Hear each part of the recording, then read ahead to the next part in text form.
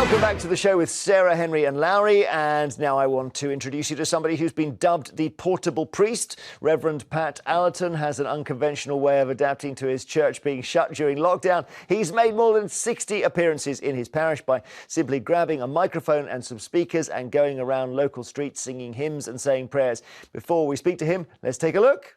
What's the name of the street? Twilly Street. Well, good afternoon, ladies and gentlemen of Twilly Street. I hope you'll forgive me interrupting your afternoons. Blissfully peaceful Sunday afternoon. My name is Pat Allerton. I'm a vicar in the Church of England, and I'm here by invitation of one of your neighbours, the wonderful Alexander and Emma. And I'm here on a Sunday because churches up and down the land are shut, so people can't go to church. So my thinking was that the church must go to the people. All right, I love it. Hello, Pat. Lovely to see you. Nice to see you, Jeremy. And I mean, that's an unusual one, because if you're a comedian, you'd say, I can't do it without a live audience. But I guess a vicar can't choose in this situation. No, I mean, extraordinary times that we're all living in. And for us vicars, I guess, you know, the realization that we weren't going to be able to open our buildings, our people weren't going to be able to gather, just prompted a bit of creativity, I guess. I know one of your sermons, if I can call them sermons, has got 5 million hits on Instagram. So do you remember the first one you did and your feelings as you started it? Yeah, so I'm based in Notting Hill, St Peter's, Notting Hill. And I used to be known as the Portobello Priest because the Portobello Road runs straight through the parish. And I just decided, like, well, if people can't come to church, should go to the people. What if I went to the Portobello Road with a speaker system and just played a hymn and a prayer, just played an old favourite hymn, Amazing Grace, and then led people in some silence before saying the Lord's Prayer? You know, how would that go down?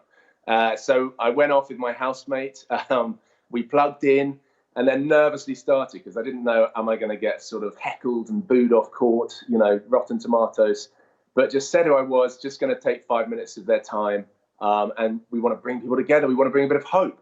So then played the hymn, did the silence, led the prayer, and then was just surprised by this sort of gentle ripple of applause and some whoops and people really seeming to appreciate it. So it was a wonderful, a wonderful encouragement on day one. I know Portobello Priest has 8,000 followers on Instagram, which is great.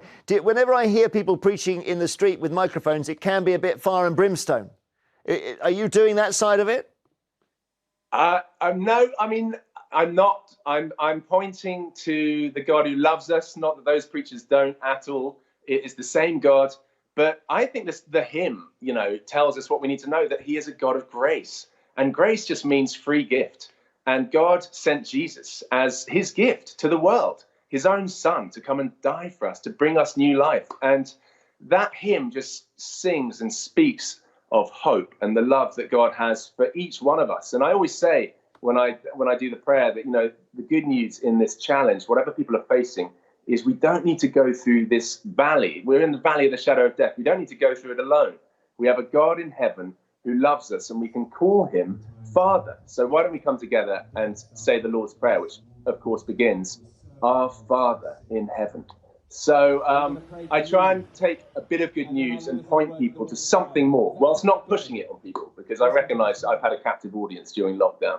And when you finished with that message, have you then had any kind of response? Have you had people lean out of windows and stuff? Yeah, there's been a lot of people at windows, doorways, even just, you know, distanced on the streets, coming to join in. And that's been wonderful. And I've just been so amazed by the response. You know, I mean, normally on a Sunday, 5% of the population goes to a church building.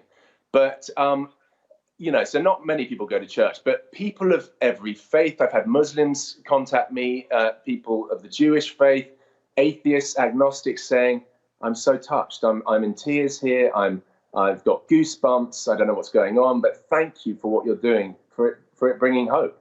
So, yeah, I've been just wonderfully encouraged by the response, that I just feel people have needed hope at this time. And there's no greater hope than knowing the God who is alive and who loves us. Thank you very much. Inspiring to hear you, Pat. Thank you.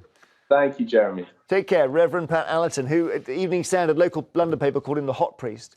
And he very modestly said that's because he's under 75, because that's the qualification in the Church of England. Brilliant.